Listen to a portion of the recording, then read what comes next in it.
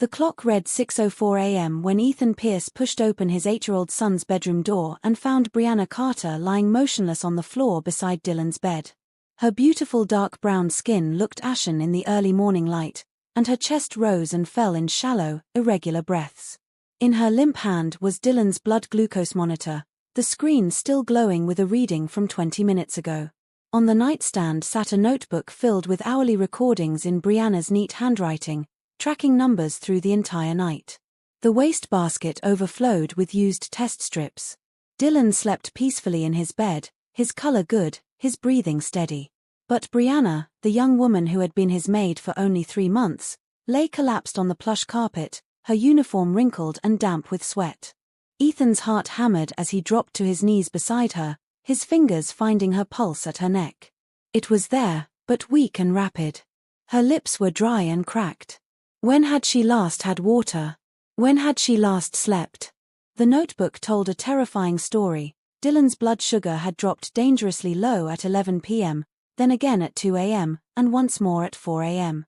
Each time, Brianna had given him the precise amount of juice, waited 15 minutes, retested, and recorded everything. She had saved Dylan's life 3 times in one night while Ethan slept soundly 2 floors below, completely unaware that his son had been dancing on the edge of a medical crisis. Have you ever sacrificed everything for someone else's child while struggling to save your own family?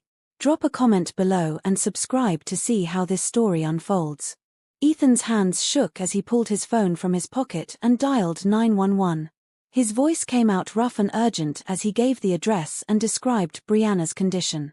The operator asked questions he struggled to answer. How long had she been unconscious? He didn't know. Did she have any medical conditions? He didn't know that either. The realization hit him like a punch to the gut. This woman had worked in his home for 3 months, had clearly formed a bond with his son, and he knew almost nothing about her. Stay on the line, sir, the operator said. Paramedics are 7 minutes away. Ethan gently turned Brianna onto her side, remembering some fragment of first aid training from years ago. Her skin felt cool and clammy under his fingers. He grabbed the throw blanket from Dylan's reading chair and draped it over her, then ran to the bathroom to wet a washcloth. When he returned, Dylan was sitting up in bed, rubbing his eyes. Dad, what's wrong with Brianna? She's sick, buddy. Help is coming. Ethan pressed the cool cloth to Brianna's forehead, then her wrists. Dylan, did you feel sick last night? I felt weird before bed. My tummy hurt and I was shaky. But Brianna came in and gave me juice. She stayed with me. Dylan's voice got smaller. She stayed all night. I woke up a few times and she was always there, writing stuff down. Ethan's throat tightened. He looked at his son, at the color in his cheeks, at the steady rise and fall of his small chest, then back at Brianna's unconscious form. She had stayed awake all night to keep Dylan safe. How many nights had she done this? The notebook had pages and pages of entries. The sound of sirens grew louder. Ethan heard Mrs. Henderson, his head housekeeper, letting the paramedics in downstairs. Heavy footsteps pounded up the stairs. 2 paramedics entered with equipment, and Ethan moved back to give them space. They worked quickly, checking Brianna's vital signs, asking him questions he still couldn't fully answer. She's severely dehydrated and exhausted, one paramedic said. Blood pressure is low. We need to transport her. I'm coming with you, Ethan said immediately. Sir, you should stay with your son. Mrs. Henderson, Ethan called out. The older woman appeared in the doorway, her face creased with worry. Please stay with Dylan. Call my sister Rebecca. I'm going to the hospital. As the paramedics lifted Brianna onto a stretcher, something fell from her uniform pocket. Ethan bent to pick it up and found himself holding a stack of bills, all stamped with red past due notices. Medical bills from County General Hospital. The patient name read Dorothy Carter. The amounts made his stomach drop. Tens of thousands of dollars. He clutched the bills in his fist and followed the stretcher down the stairs. The ambulance ride to County General took 12 minutes. Ethan sat in the jump seat, watching the paramedic monitor Brianna's vital signs while another started and 4 line. Brianna's face looked peaceful despite her condition, her features relaxed in unconsciousness. She was younger than he'd realized, probably not even 30. How had he never really looked at her before? He unfolded the medical bills again, studying them in the harsh fluorescent light. Dorothy Carter, age 56. Cardiac catheterization. Angioplasty. Medications. Follow-up appointments. The dates went back 4 months. Right around the time Brianna had applied for the housekeeping position at his estate. Is she family? The paramedic asked, nodding at the bills.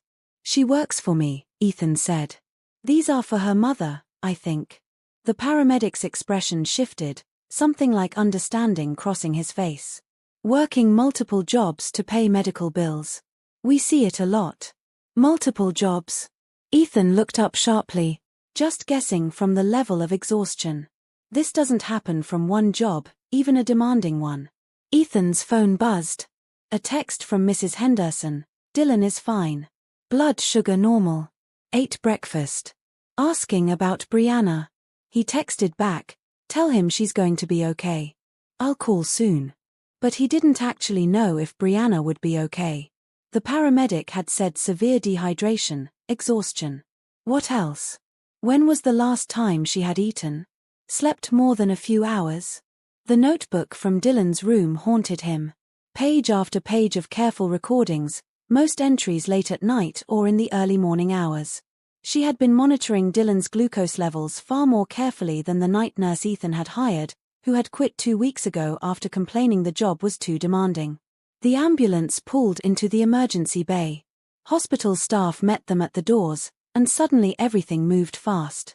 Brianna was wheeled through automatic doors while a nurse fired questions at Ethan that he couldn't answer. Name, he knew. Brianna Carter. Age? He guessed 28, 29. Medical history? Allergies? Emergency contacts? He knew nothing. I need her purse, he said. It's probably still at my house. A nurse directed him to a waiting area while they took Brianna back for evaluation. Ethan called Mrs. Henderson again. I need Brianna's purse. Can you send Thomas with it right away? Of course, Mr. Pierce. How is she? I don't know yet. They're evaluating her now. He ended the call and sat in an uncomfortable plastic chair, surrounded by the sounds of a busy emergency room. The smell of antiseptic and floor cleaner filled his nose. A television mounted high on the wall played morning news with the sound muted. Ethan looked down at his hands and realized he was still wearing his pajamas under his coat, his feet shoved into unlaced shoes. His mind kept circling back to that image. Brianna collapsed on Dylan's floor, the notebook full of numbers, his son sleeping safely because of her vigilance. How had he not known Dylan was having nighttime episodes? The endocrinologist had asked him to monitor more carefully, but Ethan had relied on Dylan to use his monitor and report problems. His 8-year-old son. What kind of father did that make him? Thomas arrived 30 minutes later with Brianna's purse and a change of clothes for Ethan. The driver's weathered face showed concern. Mrs. Henderson said the young lady collapsed. Is she going to be all right? I hope so. Ethan took the items. Thank you for bringing these. She's a good person, Mr. Pierce. Always kind to the staff. Always asking about our families. Thomas hesitated. She left here around midnight last night. I saw her when I was locking up the garage. She said she had to check on Dylan one more time before she went to her other job. Ethan's head snapped up. Her other job. At midnight. She works night security at an office building downtown. Midnight to 6 a.m., 4 nights a week. Mrs. Henderson didn't know if we should mention it. The pieces clicked into place with sickening clarity.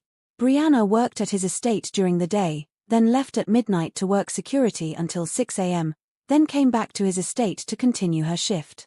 No wonder she had collapsed. When did she sleep? How long had she been running herself into the ground? A doctor approached, a middle-aged woman with kind eyes and tired lines around her mouth. Mr. Pierce. I'm Dr. Patel. You brought in Brianna Carter? Ethan stood quickly. Yes. How is she? She's stable. We've got her on 4 fluids and she's regained consciousness. She's exhausted and dehydrated, but there's no permanent damage. We want to keep her for observation for a few hours. Dr. Patel glanced at her tablet. She mentioned she couldn't afford an overnight stay. I explained her insurance from her employer should cover this. She has insurance through me? According to her, no. She said she's classified as part-time contract labor. No benefits. Dr. Patel's tone held a note of disapproval. Mr. Pierce, Ms. Carter has been running on empty for a long time. Her blood work shows signs of chronic stress and malnutrition. When was the last time she had a proper meal or a full night's sleep? Shame burned through Ethan's chest.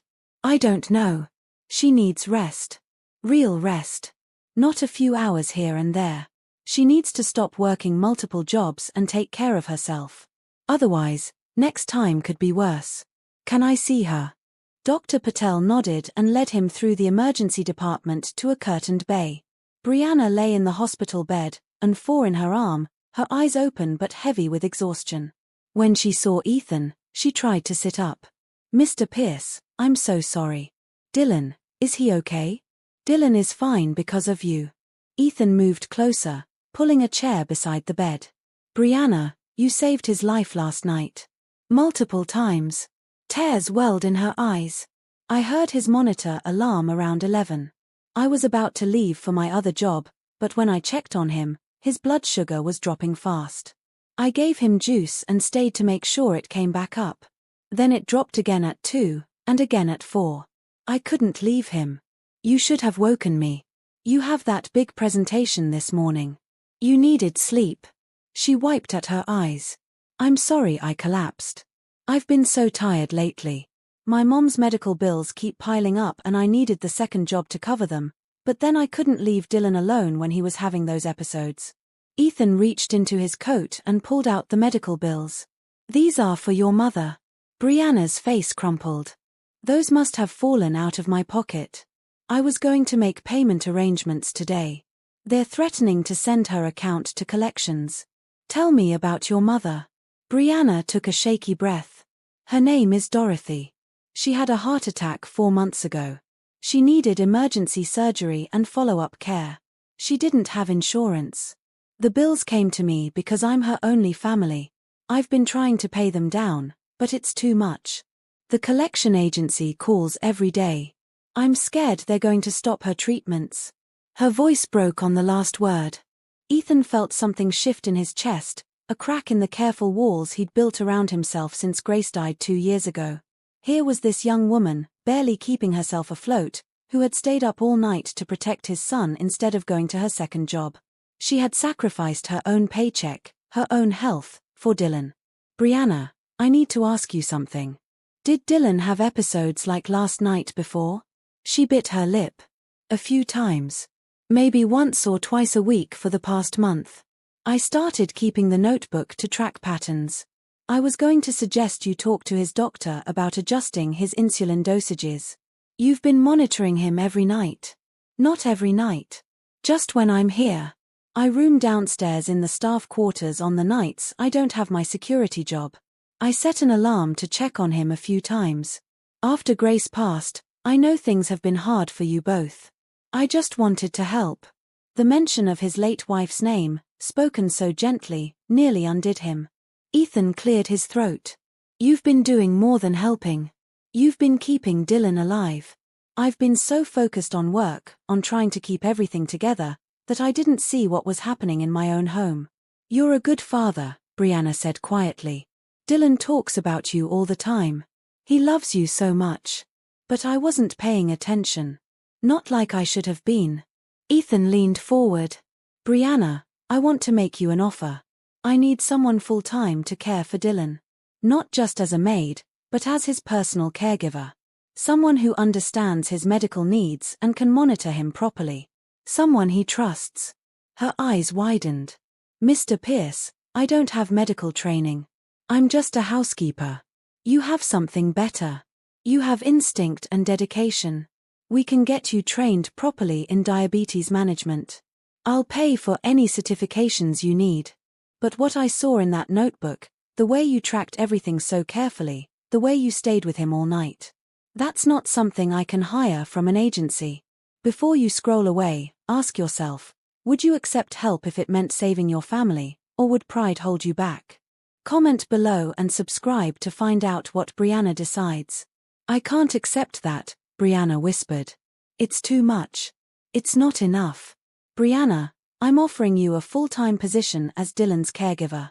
A real salary, not contract wages. Full health insurance that will cover your mother's medical bills going forward. I'll pay off her existing bills. And you'll live in the guest house on the property so you're nearby but have your own space. Brianna's hand flew to her mouth. You can't do that. The bills are over $60,000. I can and I will. But I need you to accept. I need you to take care of Dylan properly, which means you need to take care of yourself first. No more working 2 jobs. No more running yourself into the ground.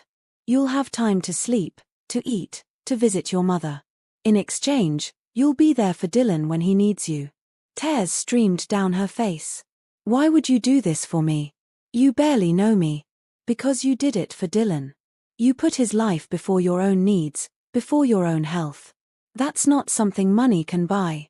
Ethan's voice roughened with emotion. Since Grace died, I've been drowning.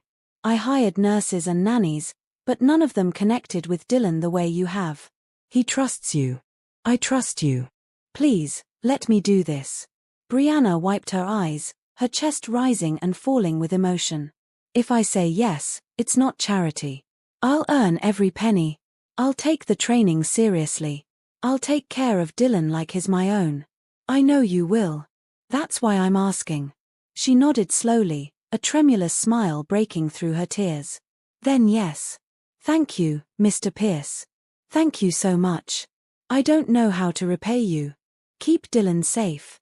That's all the repayment I need. 3 days later, Brianna moved her belongings into the guest house on the Pierce estate. The small cottage sat behind the main house, surrounded by gardens and with a view of the pond. It had a bedroom, bathroom, kitchenette, and a cozy living area with a fireplace. To Brianna, it felt like a palace compared to the cramped studio apartment she'd been sharing with 2 roommates. Mrs. Henderson helped her unpack, chattering about household routines and Dylan's preferences. The older woman's initial skepticism about the arrangement had melted once she understood what Brianna had done for Dylan. That boy has been through enough, Mrs. Henderson said, folding towels into the bathroom cabinet. Losing his mother nearly broke him. Mr. Pierce too, though he hides it better. You're good for both of them. I just want to help, Brianna said. You're doing more than helping. You're giving them hope. That afternoon, Ethan took Brianna to meet with Dr. Mitchell, Dylan's pediatric endocrinologist. The doctor was a woman in her 50s with sharp eyes and a no-nonsense manner. She reviewed the notebook Brianna had kept, asking detailed questions about each episode. This is excellent documentation, Dr. Mitchell said finally. You caught a pattern I've been worried about. Dylan's overnight glucose levels have been problematic, but we haven't had good data on what's happening. This gives me exactly what I need to adjust his insulin protocol. She spent an hour teaching Brianna about type 1 diabetes, explaining how insulin worked, what to watch for, and when to call for help. She showed Brianna how to use Dylan's continuous glucose monitor, how to interpret the readings, and what interventions to use for different scenarios. You're not a nurse, Dr. Mitchell said, but you don't need to be. You need to be observant, consistent, and calm in emergencies. From what I see in this notebook, you're already all of those things. Ethan enrolled Brianna in a certified diabetes care training course that started the following week. In the meantime, she settled into her new role with Dylan. The boy was overjoyed to have her around full-time. They developed a routine, checking his glucose levels before and after meals, administering insulin, planning activities that kept his blood sugar stable, and best of all, having time to just be together. Brianna read to Dylan every evening, helped him with homework, played games with him, and listened when he talked about his mother. She never tried to replace Grace, but she held space for Dylan's grief while also bringing lightness and joy back into his life. Brianna makes the best pancakes, Dylan told his father one Saturday morning. And she doesn't get mad when I spill stuff. Ethan watched from the kitchen doorway as Brianna and Dylan worked together making breakfast, laughing at some shared joke. Something tight in his chest loosened. For the first time since Grace's death, his home felt alive again. Brianna's mother, Dorothy, was transferred to a better cardiac care facility now that her bills were paid and she had ongoing coverage. Brianna visited her 3 times a week, bringing updates about Dylan and the Pierce household. Dorothy had cried when Brianna told her about the arrangement, overwhelmed by the generosity. "This man sounds too good to be true," Dorothy said during one visit. "He's just a father who loves his son," Brianna replied. "He's giving me a chance to help." But late at night, alone in the guest house, Brianna sometimes wondered about Ethan Pierce. He was different than she'd expected. She'd seen him around the estate during her housekeeping days, always in expensive suits, always on his phone, always distant. But watching him with Dylan, seeing the gentleness in his hands when he checked his son's glucose monitor, hearing the catch in his voice when he read bedtime stories, she realized there was so much more to him than the cold businessman facade. She told herself not to get attached. This was a job. A generous, life-changing job, but still just a job. She was here for Dylan, not to develop feelings for his father. But every time Ethan smiled at her in thanks, every time their fingers brushed passing Dylan's medication bag, she felt something flutter in her chest that she tried hard to ignore. Weeks turned into months. Summer faded into autumn, and the estate transformed into a canvas of red and gold leaves. Dylan's health stabilized under Brianna's careful monitoring. Dr. Mitchell praised the improvements at every appointment, noting that Dylan's A1C levels had dropped significantly. "Whatever you're doing, keep doing it," the doctor told them. What they were doing was simple: consistency, attention, and care. Brianna kept meticulous records, noticed patterns before they became problems, and most importantly, made Dylan feel normal. She included him in meal planning, taught him to recognize his own body's signals, and celebrated every good day without making a big deal of the hard ones. Ethan found himself spending more time at home. He started leaving the office earlier, working from his home study so he could have dinner with Dylan and Brianna. The 3 of them fell into an easy rhythm. Brianna cooked healthy meals that kept Dylan's blood sugar stable but didn't make him feel deprived. Ethan helped with homework while Brianna cleaned up. Then they'd all watch a movie together or play board games. "You're different lately," Ethan's sister Rebecca said during a visit. She watched Brianna and Dylan racing remote control cars across the lawn while Ethan supervised from a patio chair. "You smile more." "Do I?" Ethan kept his eyes on Brianna, noting how her laughter rang out clear and bright when Dylan's car crashed into a tree. "You haven't smiled like that since before Grace died. Maybe not even then, toward the end when she was so sick." Rebecca touched his arm. "It's okay to be happy again. I'm just glad Dylan is doing better." "I'm not talking about Dylan." Rebecca's voice was gentle but pointed. "I'm talking about the way you look at Brianna." Ethan's jaw tightened. "She's Dylan's caregiver. She's also a beautiful, kind young woman who makes you laugh. Who makes our nephew happier than I've seen him in 2 years. There's no shame in noticing that. It would be inappropriate. She works for me." "Then change the terms of employment. Life is short, Ethan. Grace wouldn't want you to be alone forever." The mention of his late wife sent the familiar pang through his chest, but it was softer now than it had been. Grace had been his college sweetheart, his partner through building his business, the mother of his child. Losing her to cancer had shattered him. For 2 years, he'd focused solely on Dylan and work, unable to imagine opening his heart again. But Brianna had slipped past his defenses without even trying. Her warmth, her competence, her genuine love for Dylan, it all drew him in. And it wasn't just about Dylan anymore. Ethan found himself making excuses to talk to her, asking her opinion on things, seeking her company. Late one evening, he found her on the guesthouse porch, wrapped in a blanket and staring at the stars. He approached slowly, not wanting to startle her. "Mind if I join you?" he asked. She looked up, surprised but pleased. "Of course." They sat in comfortable silence for a while. The night air was cool and crisp, carrying the scent of fallen leaves and the distant pond. "How's your mother doing?" Ethan asked. "So much better. The doctors are talking about releasing her to home care next month. The new medications are working well." Brianna's voice was warm with gratitude. I can never thank you enough for making that possible. You've thanked me every day by taking care of Dylan. He's easy to care for. He's such a sweet kid. He loves you. Ethan paused. We both do. The words hung in the air between them. Brianna turned to look at him, her eyes wide and searching in the moonlight. Mr. Pierce. Ethan. Please call me Ethan when we're alone. Ethan, she said softly. I care about you both too. More than I probably should. His heart hammered. Why shouldn't you? Because this is complicated. I work for you. Dylan depends on me.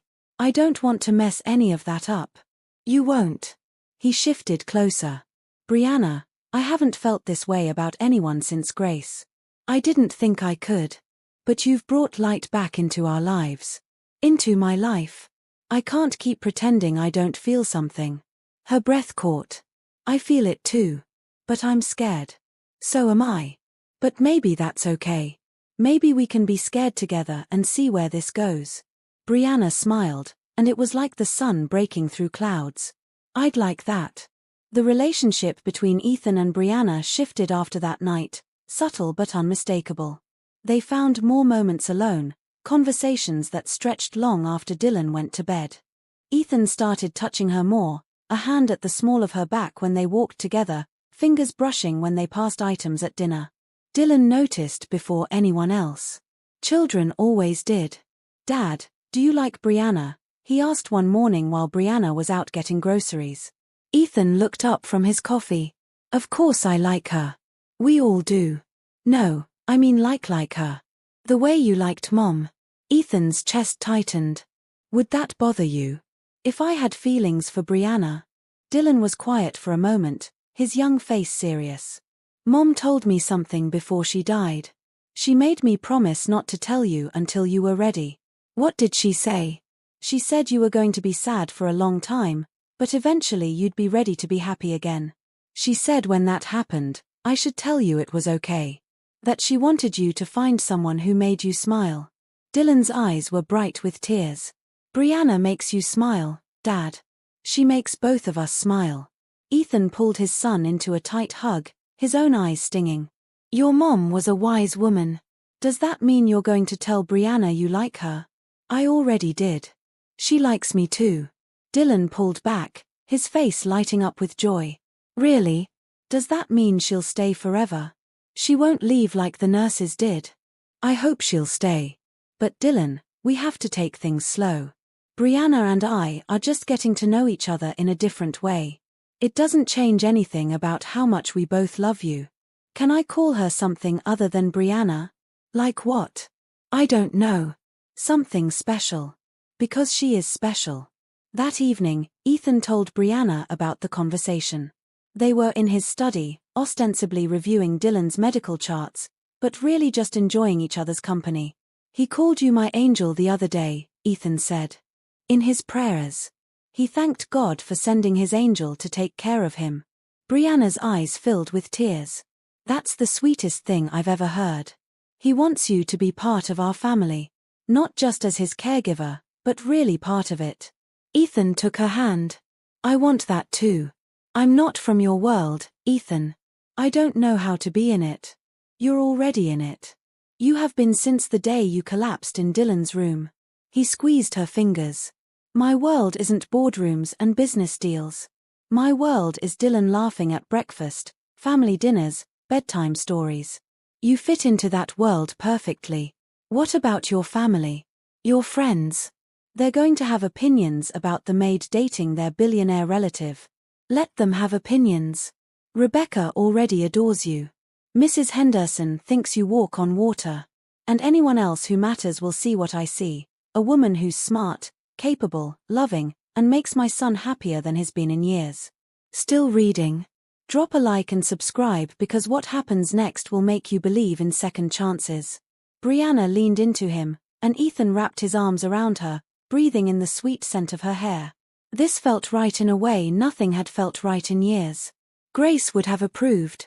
She'd have liked Brianna's straightforward kindness, her lack of pretension, her genuine love for Dylan.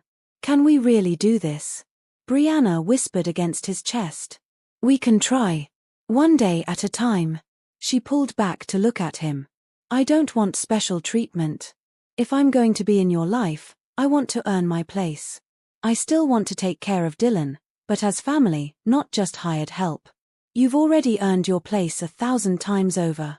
He cupped her face in his hands. But I understand. We'll figure out the details together. He kissed her then, soft and gentle, a promise of more to come. When they broke apart, Brianna was smiling. Dylan's going to be so excited, she said. Let's tell him together tomorrow. Tonight, I just want to be here with you.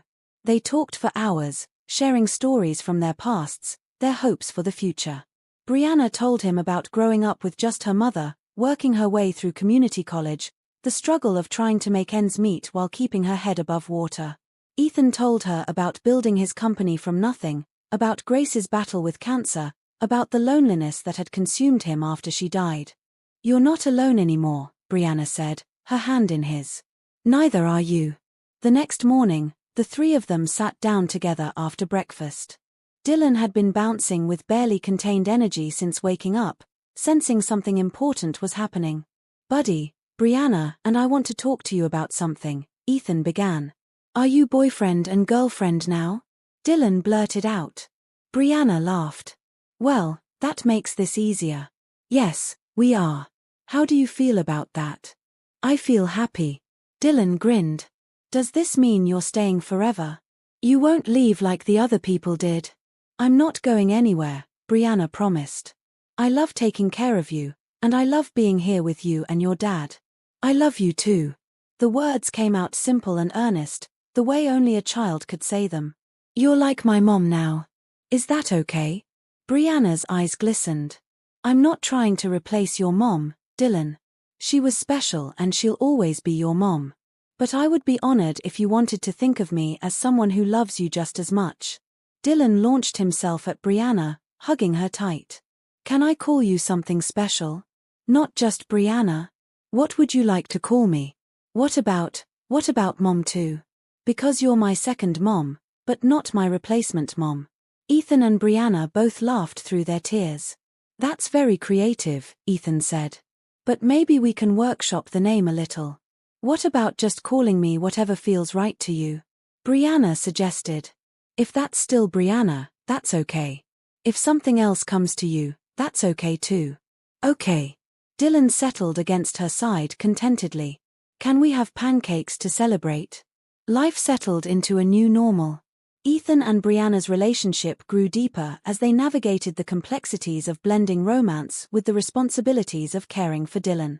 They were careful to maintain boundaries around Dylan, keeping displays of affection appropriate, but the boy seemed to thrive on the happiness that filled the house.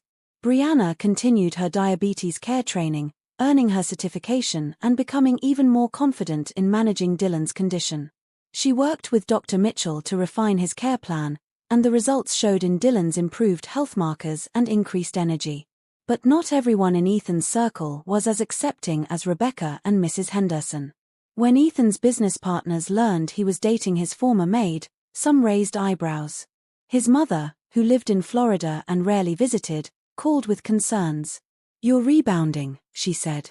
It's too soon after Grace. It's been 2 years, Mom. And Brianna isn't a rebound. She's the woman who saved Dylan's life and brought joy back into our home. But what do you really know about her? Her background, her family? I know everything I need to know. She's kind, dedicated, and loves Dylan. That's what matters. His mother wasn't satisfied, but Ethan refused to argue. He'd lived long enough to know that other people's approval wasn't necessary for his happiness.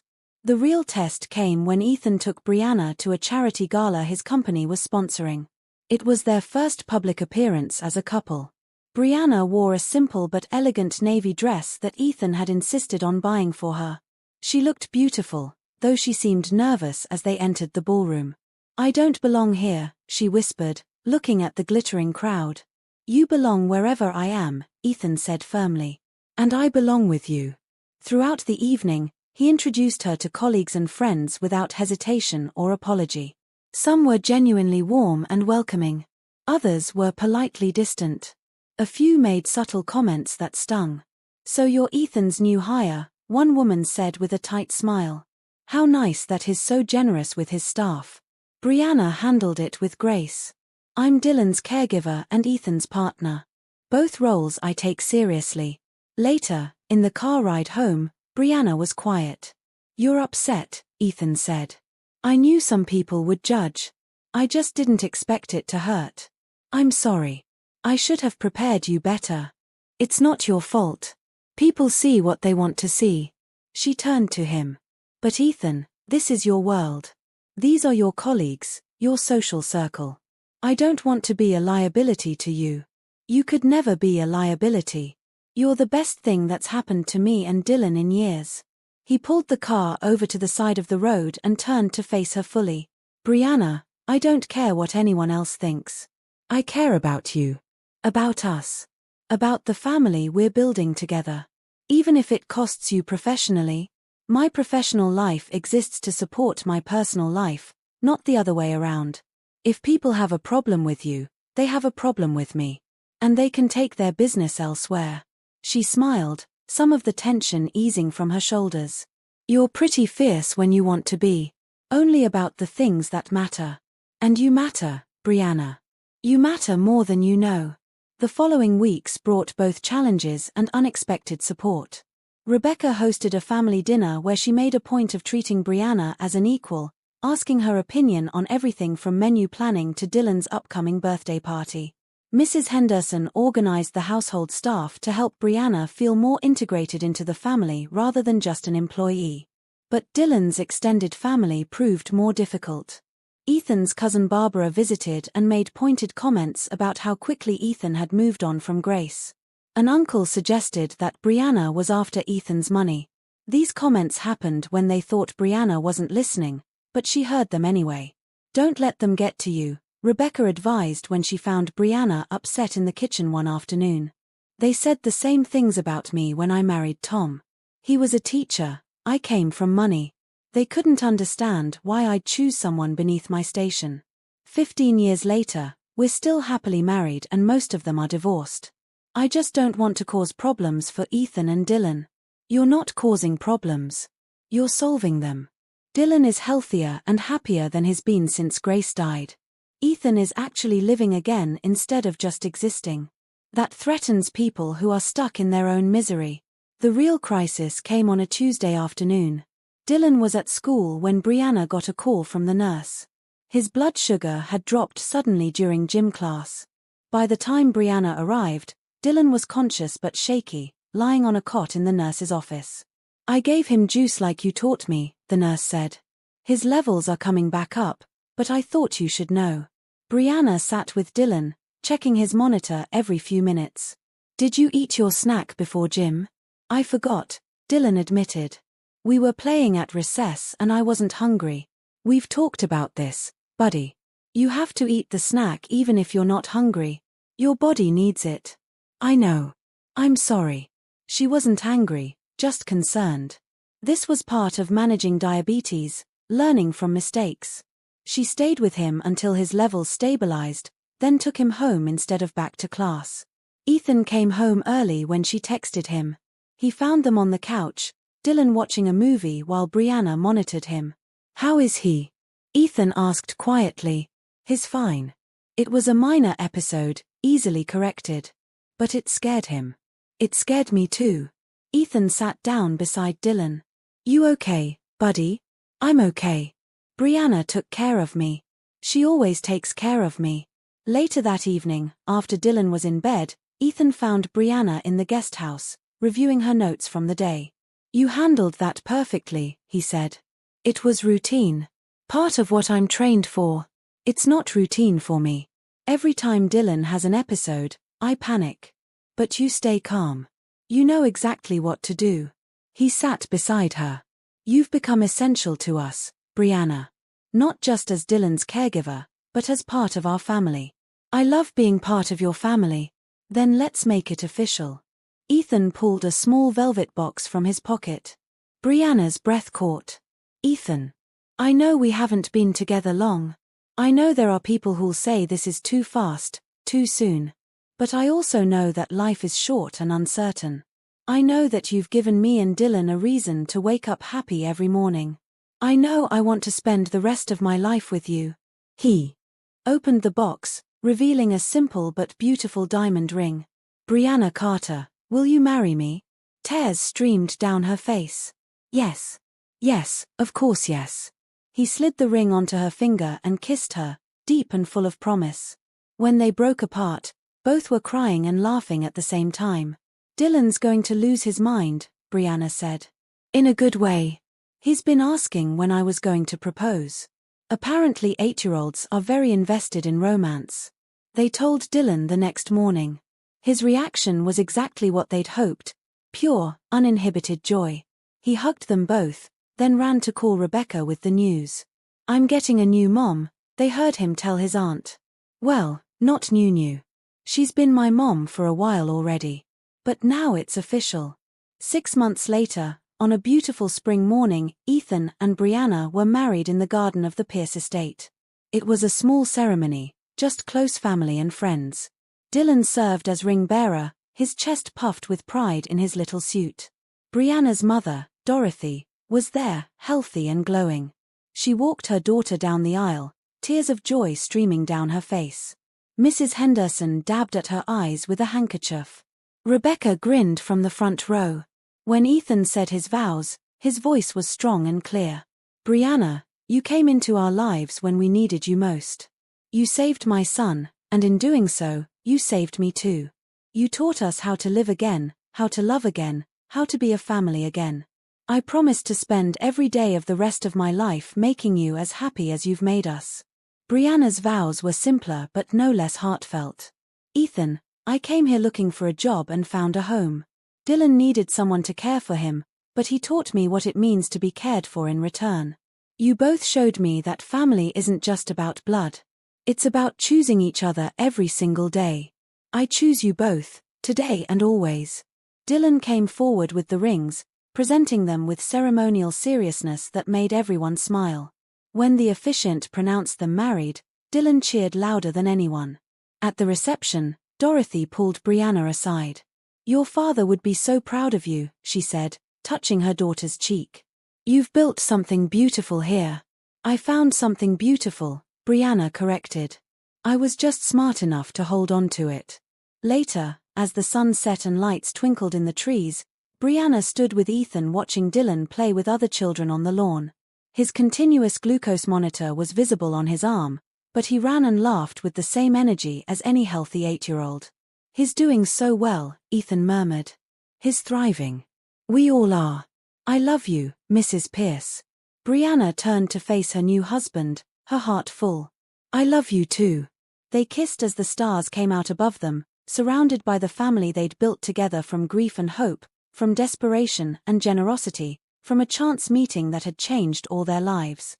Dylan ran up to them, breathless and grinning. "Can we have cake now?" "Absolutely," Brianna said, taking his hand. "Let's go get cake."